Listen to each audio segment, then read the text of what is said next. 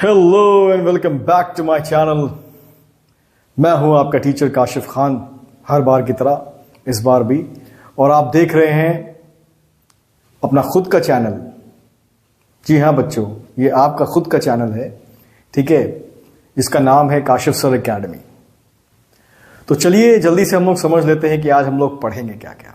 बहुत ही interesting topic है और बहुत ही आसान टॉपिक है, जिसको कि बच्चों ने बहुत डिफिकल्ट बना दिया है, बहुत कंफ्यूजिंग बना दिया है, ठीक है, जबकि है बहुत आसान। It's very easy, very easy. Economics is very easy and all the chapters are very easy. क्यों इजी है? क्योंकि ये मैं कह रहा हूं। मैं आपके लिए इकोनॉमिक्स को इजी करके इजी वे में पढ़ाऊंगा, ठीक है। तो just be ready and be with me, ठीक है। और आपने मेरे चैनल को अगर सब्सक्राइब नहीं किया है तो जल्दी से मेरे चैनल को सब्सक्राइब कर लें, ठीक है। तो आज हम लोग बहुत ही इंटरेस्टिंग टॉपिक पढ़ने जा रहे हैं, जो कि है elasticity of demand. Elasticity of demand में हम लोग पढ़ेंगे आज meaning and concept, then price elasticity of demand. तो हो जाइए बिल्कुल तैयार और बिना टाइम वेस्ट किए चलिए जल्दी से शुरू करते हैं। So let's quickly begin the session.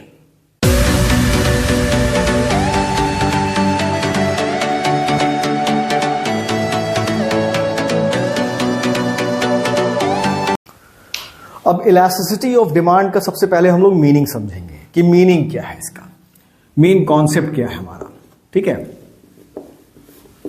अब अगर हम कॉन्सेप्ट की बात करते हैं, ठीक है, तो कॉन्सेप्ट का मतलब यह होता है, जो हमारी बुक में इसकी डेफिनेशन दी है, जो इसका मीनिंग दिया है, वो कुछ इस तरीके से दिया है, ठीक है। ये हमें क्या बताता है? ये डिग्री ऑफ रिस्पॉन्सिवनेस बताता है, डिग्री ऑफ रिस्पॉन्सिवनेस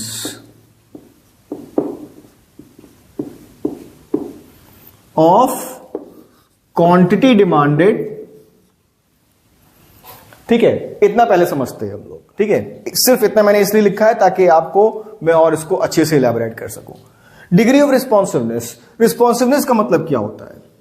रिस्पॉन्सिवनेस का मतलब कि हमारा क्या रेट ऑफ चेंज हो रहा है।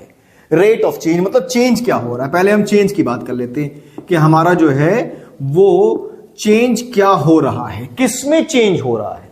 चेंज हो रहा है हमारा डिमांड में, क्वांटिटी डिमांडेड में। क्वांटिटी डिमांडेड में हमारा जो है वो क्या रिस्पॉन्स आ रहा है, ठीक है। और क्वांटिटी डिमांडेड में जो हमारा रिस्पॉन्स आ रहा है वो किन फैक्टर्स के वजह से है, वो किन डिटर्मिनेंट्स के वजह से है, ठीक है। तो तीन डिटर्मिनेंट्स की वजह से हमारा जो है वो क्वांटिटी डिमांडेड में चेंज आता है। पहला डिटर्मिनेंट क्या है हमारा? प्राइस ऑफ द कमोडिटी, ठीक है। किसी भी पर्टिकुलर कमोडिटी के प्राइस की अगर हम बात करते हैं। दूसरा है हमारा प्राइस ऑफ रिलेटेड गुड्स, ठीक है। रिलेटेड गुड्स हमारे क्या होते हैं? रिलेटेड गुड्स हमारे सब्स्टिट्यूट गुड्स और कॉम्प्लीमेंट्री गुड्स की बात कर रहे हैं हम। उनके प्राइस भी यहां पर इन्वॉल्व होते हैं, जो कि क्वांटिटी डिमांडेड को हमारे रिस्पॉन्स करते हैं, ठीक है, जिसकी वजह से हमारी क्वांटिटी डिमांडेड जो है वो रिस्पॉन्ड करती है, ठीक है। और थर्ड है हमारा income, income of the consumer, ठीक है, इनकम ऑफ द कंज्यूमर। अब एक बार फिर से इसको रिवाइज करते हैं। तो कॉन्सेप्ट क्या कह रहा है हमारा इलास्टिसिटी ऑफ डिमांड का? कि डिग्री ऑफ रिस्पॉन्सिवनेस मतलब कि हमारी क्वांटिटी डिमांडेड रिस्पॉन्ड करती है, हमारी क्वांटिटी डिमांडेड में चेंजेस आते हैं due to these three determinants. मतलब प्राइस ऑफ द कमोडिटी की वजह से क्वांटिटी डिमांडेड में चेंज आ रहा है। प्राइस ऑफ रिलेटेड गुड्स मतलब कि सब्स्टिट्यूट गुड्स और कॉम्प्लीमेंट्री गुड्स के प्राइसेस में चेंज होने की वजह से क्वांटिटी डिमांडेड में चेंज आ रहा है। और इनकम के चेंज होने की वजह से क्वांटिटी डिमांडेड में चेंज आ रहा है। तो यह हमारा इलास्टिसिटी ऑफ डिमांड कहलाता है। इलास्टिक का मीनिंग क्या है हमारा? इलास्टिक का मीनिंग है हमारा रिस्पॉन्स।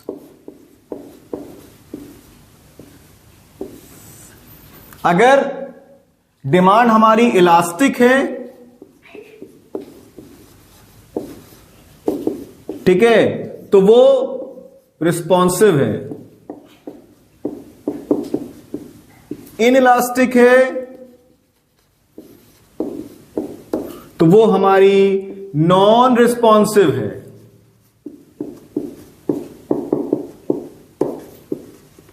इसको बहुत ध्यान समझना, क्यों? क्योंकि इलास्टिक और इनइलास्टिक में फर्क है। ठीक है, फर्क कैसा है? रिस्पॉन्सिवनेस और नॉन रिस्पॉन्सिवनेस का। ठीक है बच्चों, अब हम लोग बात कर लेते हैं कि प्राइस इलास्टिसिटी ऑफ डिमांड क्या है हमारा। Price elasticity of demand, price elasticity of demand हमें यह बताता है कि प्राइस के चेंज होने की वजह से, मतलब प्राइस है किसी भी कमोडिटी का, मैं यहां पर मैंगो का एग्जांपल ले लेता हूं। ठीक है, यहां पे मैंने मैंगो का एग्जांपल ले लिया। अब इसका जो प्राइस है हमारा, इसका प्राइस अगर हमारा कम हो रहा है, ठीक है, तो उसकी वजह से हमारी क्वांटिटी डिमांडेड जो है वो कितनी बढ़ रही है। ठीक है, कितनी बढ़ रही है, मतलब प्राइस कितना कम हो रहा है जिसकी वजह से हमारी क्वांटिटी डिमांडेड जो है वो कितनी बढ़ रही है। कितनी का मतलब रेट ऑफ चेंज, कितनी का मतलब परसेंटेज चेंज। ठीक है, तो मतलब प्राइस हमारा कितना परसेंट जो है वो कम हो रहा है जिसकी वजह से हमारी डिमांड जो है वो कितना परसेंट बढ़ रही है। इसको हम प्राइस इलास्टिसिटी ऑफ डिमांड की कैटेगरी में डालते हैं। ठीक है, अब इसको एक एग्जांपल से हम लोग समझ लेते हैं कि सपोज प्राइस जो है वो मैंगो का 10% कम हो गया। ठीक है, कितना कम हो गया? प्राइस मैंगो का 10% कम हो गया, जिसके वजह से जो मैंगो की क्वांटिटी डिमांडेड थी, ठीक है, वो राइज करके 30% बढ़ गई। ठीक, तो प्राइस 10% कम हुआ, उसके वजह से जो क्वांटिटी डिमांडेड थी मैंगो की वो 30% हमारी बढ़ गई। इसको हम लोग प्राइस इलास्टिसिटी ऑफ डिमांड बोलेंगे। अब प्राइस इलास्टिसिटी ऑफ डिमांड का एक फॉर्मूला है। फॉर्मूला क्या कहता है हमारा? ये है E is for elasticity and P for price. ठीक है, तो ये दो वर्ड्स मिलकर के हमारे बन रहे हैं प्राइस इलास्टिसिटी ऑफ डिमांड। ठीक, अब इसका फॉर्मूला क्या है हमारा? Percentage change in quantity demanded upon percentage change in price. ठीक है, हम लोग फिर से एग्जांपल पे आ जाते हैं। एग्जांपल में मैंने क्या बात की थी कि परसेंटेज चेंज कितना हो रहा है हमारा।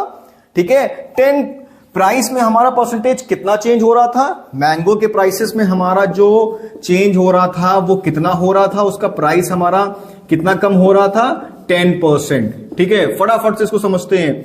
और उसकी क्वांटिटी डिमांडेड हमारी जो है वो कितनी बढ़ रही थी? उसकी क्वांटिटी डिमांडेड हमारी 30% बढ़ रही थी। तो यहां पर फॉर्मूले में इसको हम फिट करेंगे तो ये हो जाएगा 30/10।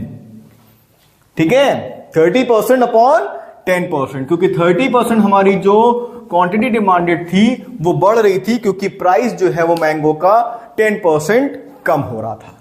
कॉन्सेप्ट क्लियर है?